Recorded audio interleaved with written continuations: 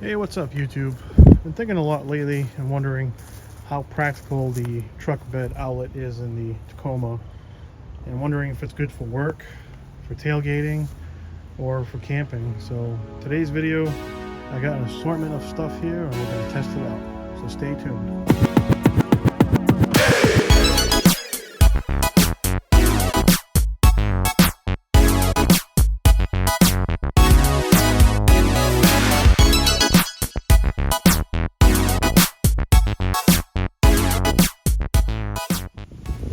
So for this test, we're just gonna do everything with max power output, which is the engine on, cars in park, or neutral. Not sure why you would leave it in neutral, but we're gonna leave it in park to get the full juice and test out and see if this is actually practical.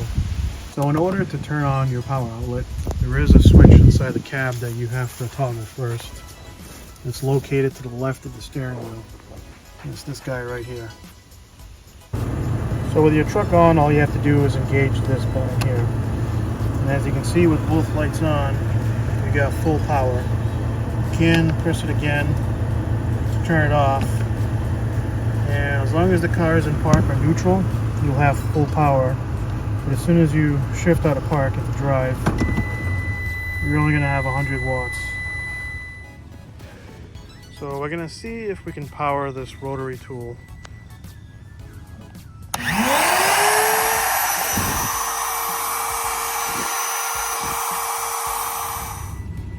So I'd say that test with the rotary tool was a success. I would say this was probably running at just about full power.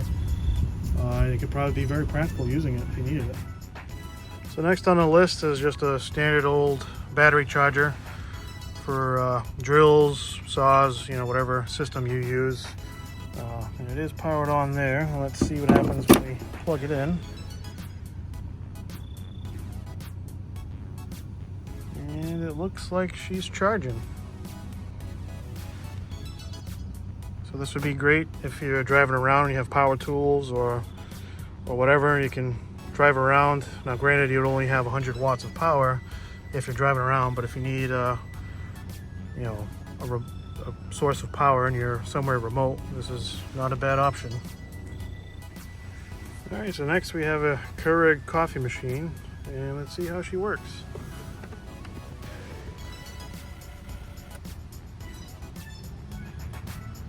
All right, turned on.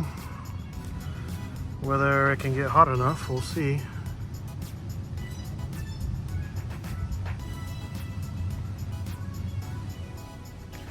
So coffee machine was a fail. It actually drew too much power, where it actually tripped the internal, not sure if it's a circuit breaker or it's just a smart switch where it disabled it, but let me see if I can turn it back on again. Yep.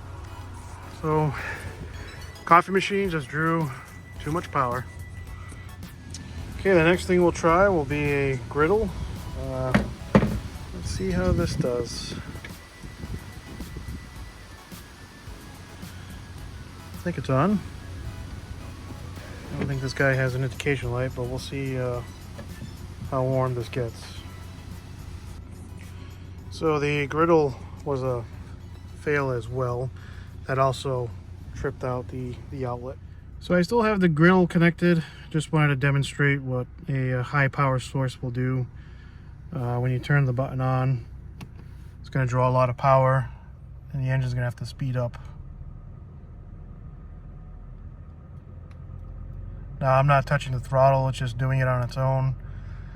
Obviously when you're drawing power down, you need to put a little bit more fuel input to get the voltage and watts that you need. But I'm sure this will trip out shortly. Oh, there it goes. So it went off on its own. So griddle, no bueno. So next up we have a saw, which I'm assuming this is going to draw quite a bit of power, so we'll see how she turns on.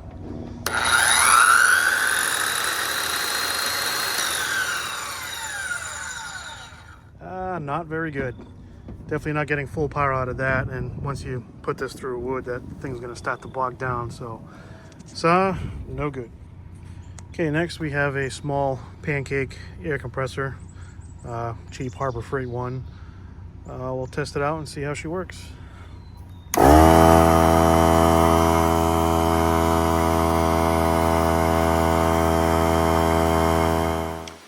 So this test was a success. It was able to pressurize up to full operating pressure. I can see this being very practical. You know, maybe if you go off-roading and you air down your tires and need to air them back up if you have nowhere else to air up on. I know there is some more practical options that you can mount underneath your hood, but hey, you can use it if you need to.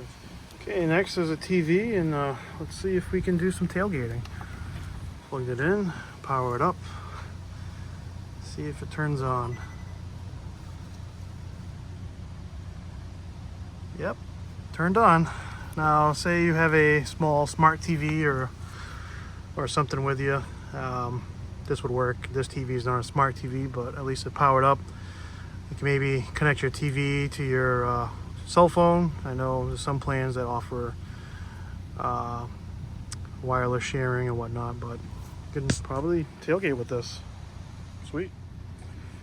Next up, I got an electric leaf blower, and let's see how practical this is.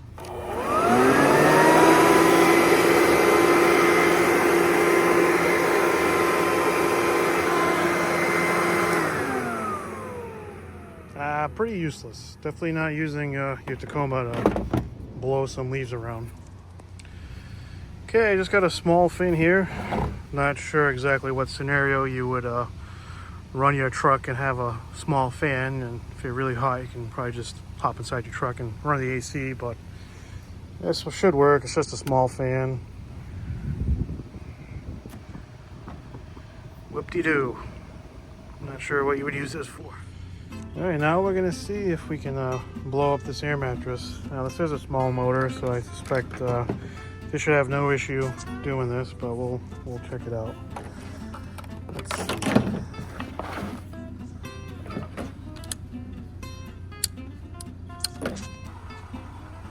Helps if the power is on. Alright, let's try it out again.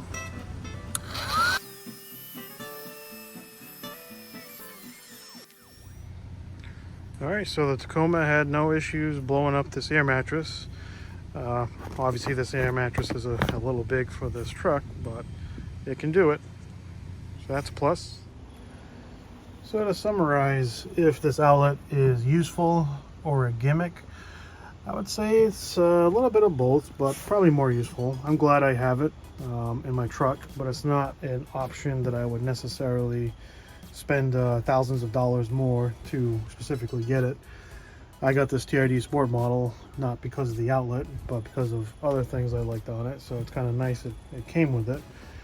But it has some practicality, as you guys saw. You know, it's nice I can use my air compressor or blow up an air mattress or something like that, but obviously for job related work you're probably not going to be using it for that, other than maybe charging some batteries.